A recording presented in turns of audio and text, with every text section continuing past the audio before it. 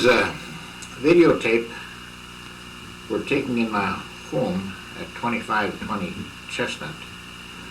I was one of the group of POWs in Jackson Hole, Wyoming. My son ran a video camera and we taped about 11 men. However, I was not taped due to restrictions on time and so on and so forth. So I'm finishing up the tape. I'm the last of the prisoners of war now being taped, and I'm taping this at home. I was in the Air Force for 25 years, retired as a lieutenant colonel, and I've been living in Grand Forks since my retirement. I was born and raised in Fairdale, North Dakota, which is a small town in northeastern North Dakota. And I went to school there, went to high school there in Fairdale, and then I went to the University of North Dakota, and the day I graduated, I went into the service. I went into as a second lieutenant after completing ROTC training at the university for 4 years. I went in as a second lieutenant and went to the 3rd Infantry Regiment at Fort Snelling in the Twin Cities, St. Paul actually to be sure. And there I was in charge of 300 men. They come in batches of about 100 men every 2 weeks. So I had a total complement of around 300 men that I trained for basic training 13 weeks. I had about 25 non-commissioned officers who helped me, and each non-commissioned officer had 10 men. Well, I stayed there for about a year, and then I transferred to the Air Force to observer school and went down for observer school at Fort Brooks, San Antonio. There I won my observer wings. Then I left there and went to the 119th Observer Squadron up at Fort Dix, just outside of New York City. Stayed there for a while, and then they sent me down to Flexible Gunnery School in Panama City, Florida. Incidentally, it was about this time in July 16th of 1942 that I got married. And my wife, Edwina, was with me all the time. She was from my hometown, so this made it convenient. She stayed with me all the time in the service until I went overseas. After I completed Flexible Gunnery School at Panama City, that's where we had our honeymoon for 13 weeks. Then I went back to Fort Dix, and they sent me to Fort Knox, Kentucky for training as an observer for a armored division that was getting ready to go overseas. And while I was there, they sent me to intelligence school at Harrisburg, Pennsylvania. I was there for 13 weeks taking intelligence training to become an intelligence officer. Then, after I finished that, I went to a bombardier navigator school, and I stayed there for about a month, and then they disbanded that, and then I was sent to pilot training school, and I was trained as a pilot in the southeast portion of the United States. They had 3 areas of pilot training: the southeast, the central, and the west. I went to Nashville, Kentucky for indoctrination for a couple weeks. Then I went to Montgomery, Alabama, where they teach you ground school. Incidentally, I was an officer, and most of the men that with me were just cadets. Then after I finished the training in Montgomery, Alabama, then I went to flight training in Lakeland, Florida. I was there for about 13 weeks, and then I was flying a plane like this Stearman here. This is the Stearman. This is a plane that was flying it's used for training, and a very good plane. You had a pilot, and you flew that after about 10 hours of basic training. Then you started flying that alone. Then I went to Cortland, Alabama, and I flew BT 13 single-engine planes for about 13 weeks, and then I graduated and went to Florence, Indiana. I took twin-engine training, and this was at the end of 1943, and then I went to Salt Lake City, and I joined a crew there. We flew a crew that flew B-25s. The B-25s, a ship like this. Incidentally, it has two tails, 4 engines, and it's a bomber. There are tens of thousands of these in the theaters in World War II. And after our training at Blythe, California, I went overseas, flew down to Florida, and then across to Brazil, and then across to Dakar, Africa. You know, that Dakar, Africa, flying over the South Atlantic in the summertime, they got those thunderstorms up to 60, 70,000 feet. It was a rough ride. A ship next to mine lost 10 foot of his wing. Didn't realize it until he landed in Dakar. Then we went from Dakar, we went up to Tindouf in Sahara, refueled there. Then we went up to England, started flying missions in a B-24, 34th Bomber Group. We started flying missions over France and Germany. Now the invasion was on the 6th of June, 1944. So we flew some missions before that and after that. Incidentally, on the 6th of June, I flew one mission, a B-24, where the ship was badly damaged. I flew it back to England. I got the Distinguished Flying Cross for that.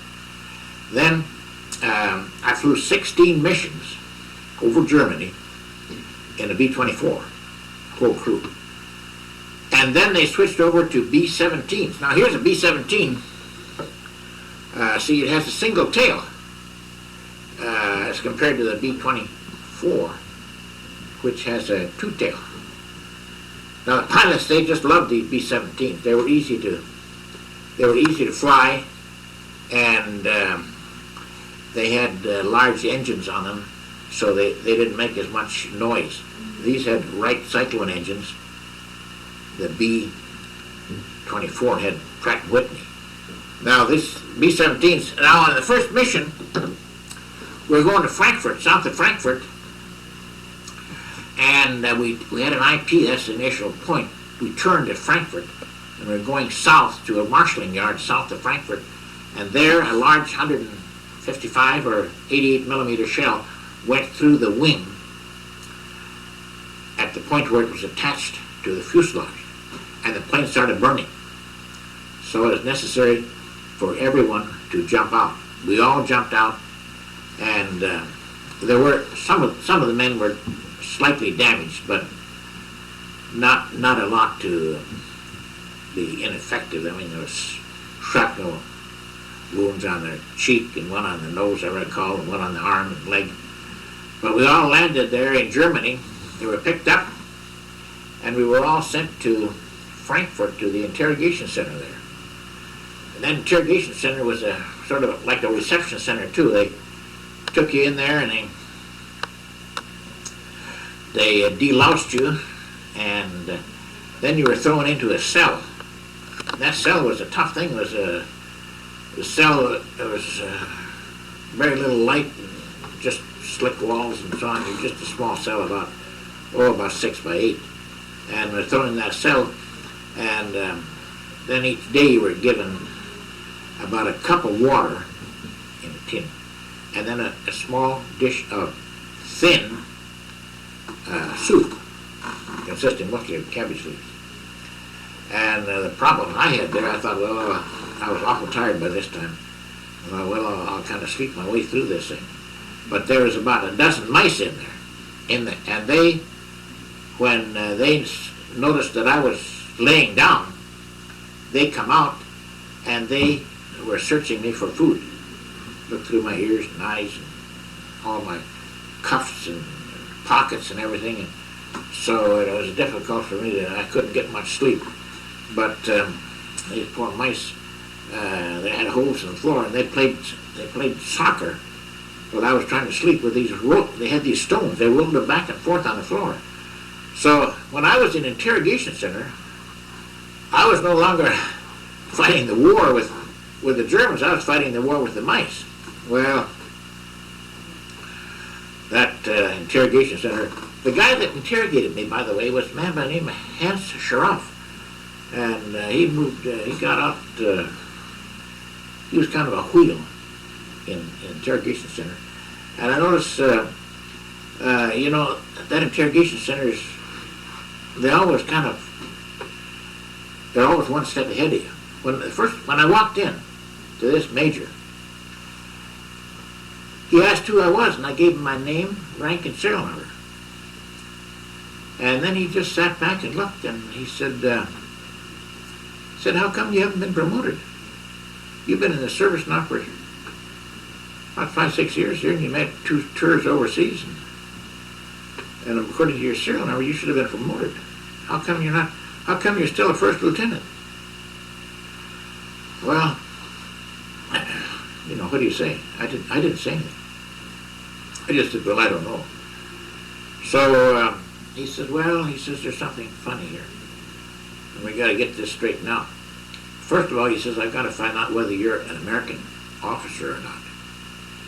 And one of the ways we do this is we'll give you a sheet of paper, and then we're going to ask you to write down all the states and all the capitals on this sheet of paper.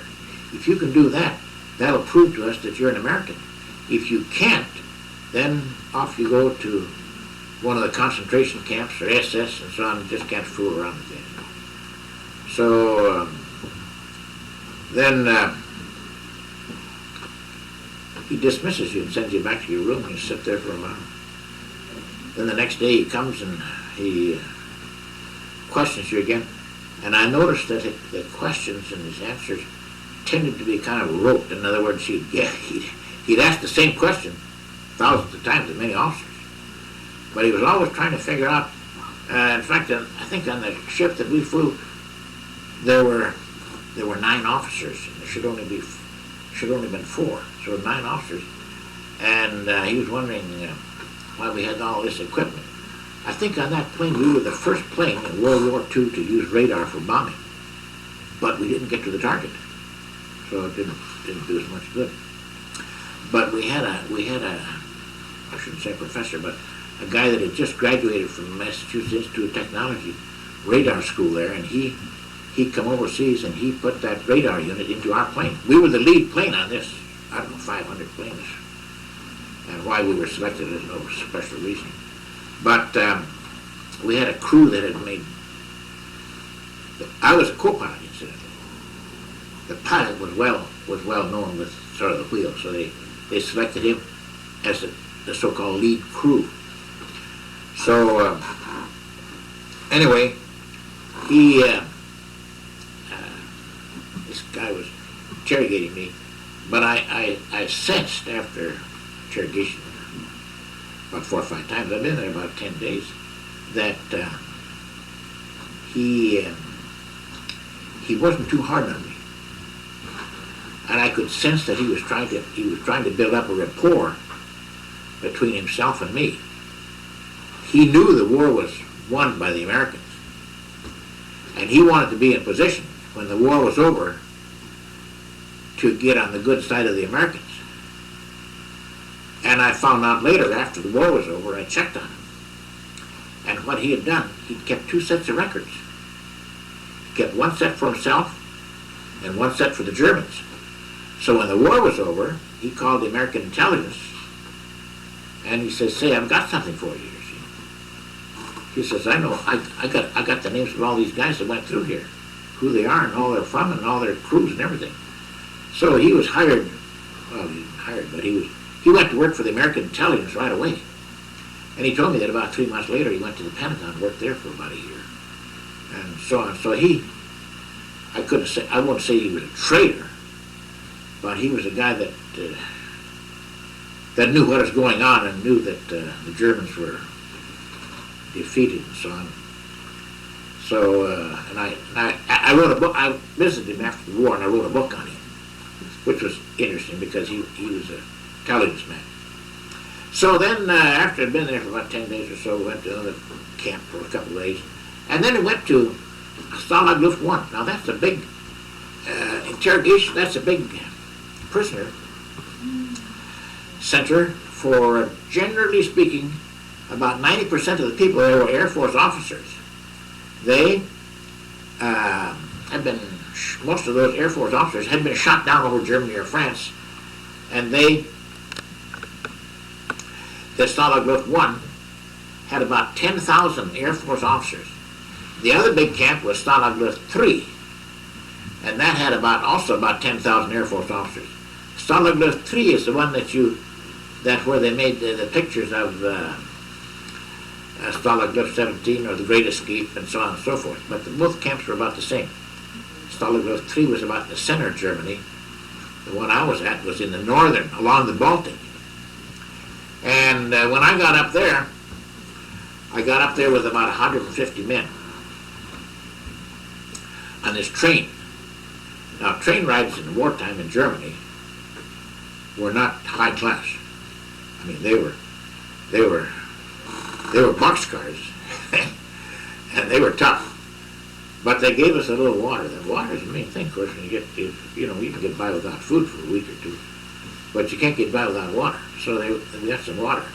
And I was in a sort of a cell on the car. First of all, because I'm an officer, I was treated just a little better than the NCO. The NCOs went another place. But a strange thing happened in that boxcar. In that boxcar, there was a certain section there where you could sit a little bit. And I could sit but I'd sprained both my ankles when I jumped out. So my ankles were getting awful big. So they had to tie me to the top of the car because there wasn't room to lay, or there wasn't room to sit. But they used these straps they had, and they tied me to the top of the passenger car, and I then my legs become more, my swelling went down, so that helped me a lot. But in this little room, there was a German. We had a German guard. He was a sergeant standing there at the door, so he couldn't do anything fancy. And we had an Englishman there, and we had an American who was on his first mission. He was an intelligence officer. He was just wondering what was how these missions were going on. And as they were sitting there talking, it was interesting. This German said that before the war, they were casually talking then, of course, that he had worked for the Bank of Germany, and he worked in the foreign section. The guy from England, this officer, said he worked in the foreign section of the London Bank, and the guy from the United States, he worked for the Bank of America in the foreign section. So the three guys, they didn't know each other, but the German guard, the British officer, and the American officer, all three were familiar with their jobs. It was rather unusual that they all three had the same jobs in three different countries. Mm-hmm. Well, we finally got to this Stalag Luft I, and I was assigned. It was a reception center where they took your name and rank and took pictures of you, gave you dog tags, and so on. And then I was assigned to room 9 in barracks number 9. And in that room there was about 23 people already, so myself and Lieutenant Pierce made up, no, there was 22 I guess, we made up to 24. So, incidentally, it was in this room where there was 24 officers, Air Force officers, that had a reunion back in Dayton, Ohio about 10, 12 years ago, and we had this reunion here 10 days ago in Jackson Hole, Wyoming. Now, at the first reunion, there were about 15 or so. At this reunion, there was about 10. So this probably will be the last reunion. See, they're all getting 80 years older, so as you can see from the tape that you've looked at.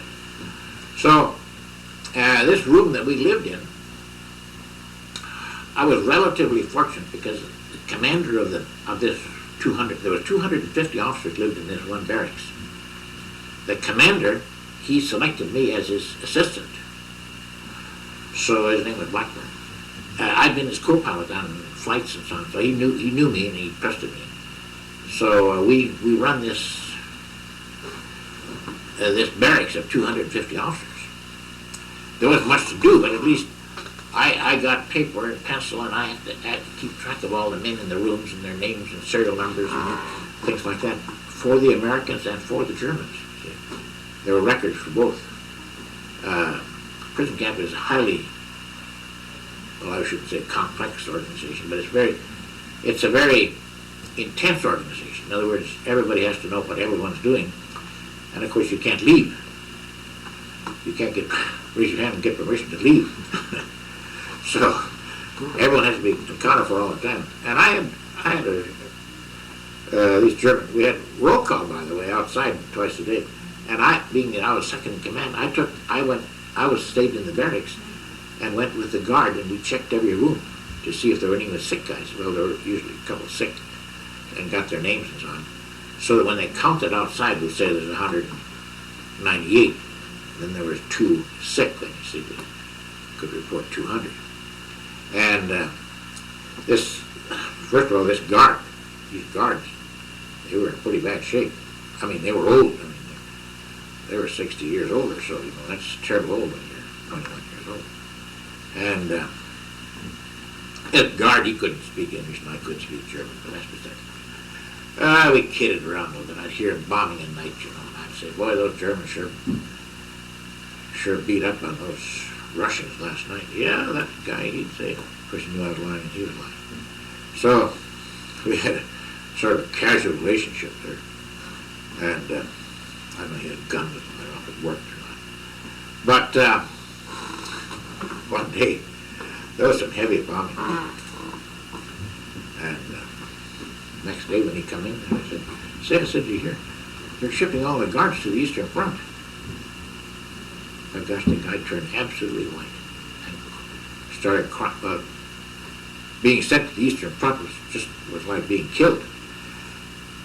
And he just cried and just turned white, and I was just so doggone sorry that I'd hurt him. See, I didn't mean to hurt him, I just started kidding him that he was going to the Eastern Front. But see, the trouble was those guards, they knew that we, as prisoners, knew more than they did. They were kind of guards were kind of low class. They didn't know much. When I told him he was going to the Eastern Front, he believed me 100%. He cried and cried and cried. And he didn't change complexion, I tell you, for 3-4 days. I felt sorry for him. I mean, I told him, I mean, trying to tell him that I didn't mean to hurt you. I mean, I was just lying and so on, but he couldn't take it as a lie. So we stayed there and we were issued soup. It's thin cabbage soup in a pail once a day. We'd get that at mess hall. And where I was usually assigned to get the soup in the pail. I'd go get the soup. Then we bring it over to the barracks into that room, and then we divide it out in bowls. We had some bowls or tins. And in fact, then the guy that did the dividing, he had the last chance. So you see, he made it pretty fair because he tried to get every bowl the same, because and every guy would take the bowl he wanted, and he'd get the last one. So, boy, they were fair. I mean, they were hundredths of a gram. So, and this German kitchen was kind of off to the side a little bit. There was a big window.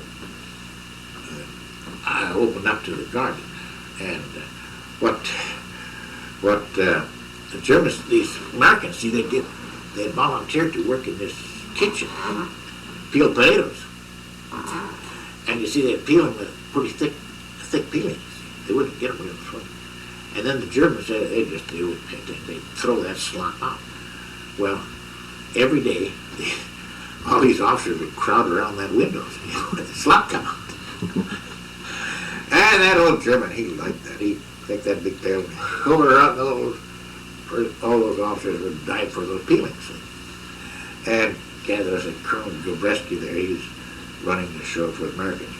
He said, "Kid, I don't want you guys digging in those slop tails for those peelings, banana peelings." He said, "Yeah, the Germans, they just laughed at you." And prisoners didn't care. They just waited until the door opened. They knew about when it was open, about 2 o'clock or something. They'd stand around there. Door opened, they had to all get time for that. Well, that's their little things. I know. They had a big latrine there, another little trick they played. And Germans had horses, they didn't have any. They'd come in there and clean out this latrine about once a week, pumped it out. You know, with a suction, I don't know if you've ever seen one, but they have a suction on it. And the horses, and then, but the Americans would crowd around this guy, you know, and tell him how good he was, you know. In the meantime, they'd take a lug off the wheel. And then the guy would start out with these horses and this manure pile and it, all this soup, you know. He'd drive for about 20 foot in the field, chip over, you know. And the American officers, you know, they cried, "Oh, what a terrible thing happened to this thing. How in the world, what in the world happened here? You know, who in the world would be stupid enough for?" Yeah. Then they'd all pitch in and lift up the wagon, you know, and put the wheel back on and put the nut back on, you know. Yeah, they'd praise that German, you know, and cuss out anyone who would ever thought of taking the nut off the wheel to tip off the wagon. So, that was one little trick they played. Another little trick, too, is kind of a stupid one. See that? There was some British in where I lived. There was maybe out of the about 2,000 in this part of the camp. I think there may be about 20 British, and they convinced these British guys, these Germans, that they wanted to build a horse that they could pummel over. You know, it's one of these horses where it stands, and then you jump on top and jump off, or you jump. I don't know what the technical name is, but those British said that was sort of their country's emblem, that being able to exercise on this horse. Then the Germans thought the guy was crazy. Of course, thought the British were crazy, but they knew that anyway. So these British had built this horse. They built it not too far from the fence. And the doggone British, you know, they'd jump over this horse. And everybody would laugh and laugh, you know. But a couple things happened. See, the horse had these blankets on that went down to the ground. And underneath the horse, they dug a hole to the fence. And then, as they took the sand up, this guy would jump on top and they'd give this guy this sand, you know, and he'd put it in his pants or something, you know, and then he'd jump off and he'd run and he'd empty the sand, you know, and then another guy. Of course, finally, I remember the war ended before they got it completed, but the Germans, they knew the British were crazy. this solidified it. Well, anyway, I got to keep on going here. I can't waste too much time. But anyway, the end of the war was interesting because we knew that Russians were coming closer and closer. Almost every day. You could hear those guns, and those Russians had an ungodly amount of artillery. They didn't take truckloads of artillery, there were trainloads of artillery they emptied on these Germans. And they were getting closer to this here camp we were at. I guess we knew then they were about 10 miles away, and we'd sent out German officers, American officers to interrupt them to find out who they were. I guess one night there, I wrote all this stuff down, kept writing down, because you can't remember this at the beginning. So I knew it was right. I kept a diary of what happened in the camp. And that night I wrote about every hour I wrote something down because it was intense. You know, this big army meeting right there where we were. So then I heard someone say the Russians are here. Well, I didn't hear him say it, though. But I heard a loud noise about half a mile down the end of the camp. And it's just a roar, like a locomotive. And that roar come closer and closer to it. We were in the far end of the camp. And the voices said, the Russians are here. Well, obviously, you know, that was liberation as far as we're concerned. And these prisoners, they got so funny, they didn't know what they were doing. they started dancing, and they built first of all, they built a fire in this a lot of these military organizations have sort of a triangle. In the middle where the quadrangle, we call it, where they had the parades. They threw all their tables and chairs and shutters, and they built a big fire. And that fire excited these prisoners. They started dancing around the fire. And they snake danced around the fire in 3 circles. And they kept on for many hours. They kept on until they dropped. And that fire, the guys said the next day they didn't know they'd done it, because they turned into a mob. They did not know they were dancing. They knew something had happened. I guess the only thing I can equate it with, it'd be like if a guy was awful drunk. He kind of knew something happened the night before, but he's not clear on it. He can't distinguish really all the facts. So they finally liberated us, and then about 10 days later, the Russians come in there and they controlled the camp, and then the Americans flew B-17s in. And I think they flew everyone out in one day. They flew us out to Camp Lucky Strike near La Harbe. And they put us on. They stayed there for about a month or so, and then they put us on boats and sent us home. But now, in conclusion, I should say that all the guys on that crew that I was with, they all lived, and none of them were fatally hurt in any way. They all come back to the States, all the enlisted men, NCOs. By the way, the Air Force did not send privates to war. The only ones they sent in airplanes were non-commissioned officers, NCOs, and then of course the officers. So they all come back, and we all established ourselves. But now, and what I want to do now, Steve is running the camera here while I'm doing this taping to finish this program. But I'd like him to turn off the camera, and then I'd like him to come here and sit down for a few minutes, and I want to talk to him, because he was instrumental in doing all this taping. So he was at Jackson Hole with us. So I want you folks to see him. You saw him there, but I want you to see him here, and I want to ask him a couple questions too. So, okay, now we've interviewed the prisoners of war, and one of the keys on our program here was my son, Stephen Lian. He run the camera while we done all this interviewing. So I'm just going to have him talk and tell where he's from and what he's doing and where he's going and how he got here and what he thinks about Jackson Hole and food and how mountains and so on and so forth. So, Steve, you just go ahead and tell us a few things about you, because the guys now, they all saw you back there on the camera, and they'd like to know a little bit about you, see? Well, I want to say hello to everybody. I enjoyed Jackson Hole very much. I regretted missing the first reunion 10, 12 years ago in Dayton. You know, my sister was down there, but I heard a lot of good things, watched the videotape. I believe I was in trial that time, and I wasn't able to be there, but I certainly jumped at this chance to go to Jackson Hole with Dad.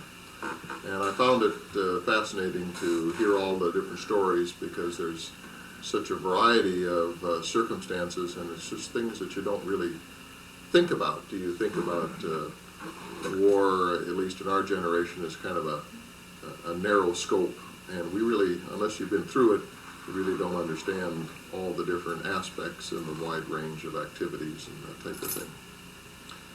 We are leaving North Dakota after 27 years, and we're moving. In fact, in just a few days, we're heading down to North Carolina, where my wife Ann has a lot of contacts. Being at Jackson was certainly a special event, and it's something I'll never forget. And it was a real joy to meet people that Dad had known. It's up to our generation to pass on this information. My children, which would be Dad's grandchildren, of course, this is quite foreign to them. At least I heard a lot about it when I was a child.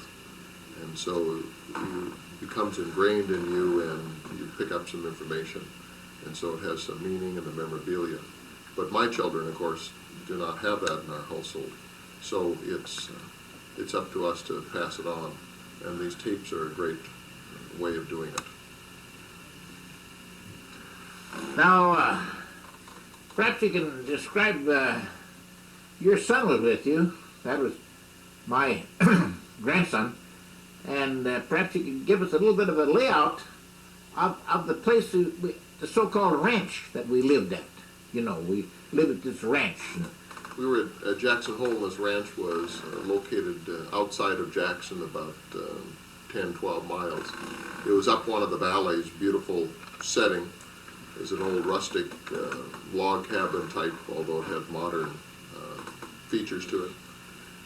We had 2 large rooms, and we were able to do taping in one of those rooms. And we sort of caught everybody as they were going by, or depending on if they were available or not. And we were able to tape that right in view of the Tetons. So it was a gorgeous setting, and we were able to do that. And I think we ate our meals inside, although they were all cafeteria style, weren't they? The meals. Yes, we had 3 big meals a day. They were in a large room. They did serve, I believe, one time, but they had a steak fry, just a great variety of food, and served over an hour period. And I believe that our group filled the ranch. We had quite a few people there. Now, do you have anything final to say, Steve, about our excursion out there? The 3 of us here, Craig and you and I drove your car, and we went through Yellowstone, and we went from Minot, we went to Billings. And we went through the Beartooth Pass, which was 10,500 feet or so, yeah, which is quite interesting. I've been over that many times before, one of my favorite roads. My son had never been over there. That was a little scary for him, but quite an experience for him. So it was pretty special because it was a grandfather, father, and son that went on this trip. And it was one of those special trips that is once in a lifetime. Okay, Steve. Well, we'll close it off here, and then do you have anything else to say? No, I think that kind of wraps it up. Okay. Thank you.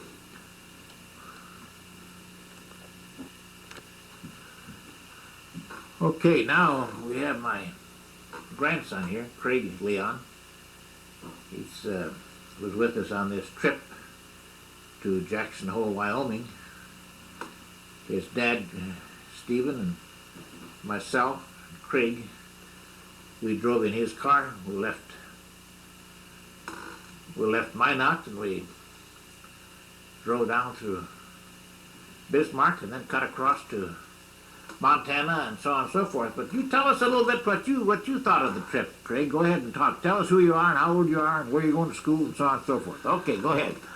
My name is Krieg Lian, and I'm from Minot, North Dakota. And I really enjoyed the trip to the Grand Tetons in Yellowstone because I love the outdoors, and it was nice, and it was also nice meeting everybody. And what school are you? How old are you now? What school are you attending? I am 20 years old, and I will be attending Northern Michigan University in Marquette, Michigan, in the fall. What are you taking up there? My major is outdoor recreation leadership management.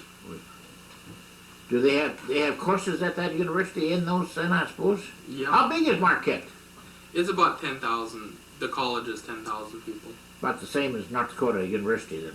Yeah, it's about that. Yeah. And you have a car and so on. You're going to go there. Now, and you went. What do you think about Yellowstone and those big geyser there? That Old Faithful.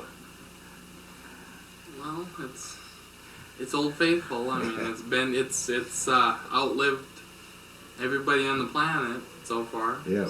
So it was quite a sight, and I was glad to watch it actually up twice. So. Incidentally, Craig here, he drove part of the time, and his dad drove, in fact, most of the time. I didn't drive, so it was easy for me. Weather was nice, and so Well, Craig, we just wanted to see who you were because you were around there and you were our grandson, and there were three of us, myself and my son and our grandson on this trip, and we all... Anything you want to tell us as we close now, or...? I really liked meeting everybody and talking to people, and I really had a good time. Well, that's real nice of you, Craig. Well, thanks an awful lot. Children's carousel, the chestnut trees, the wishing well. I'll be seeing you in every lovely summer's day, in everything that's light and gay. I'll always think of you that way.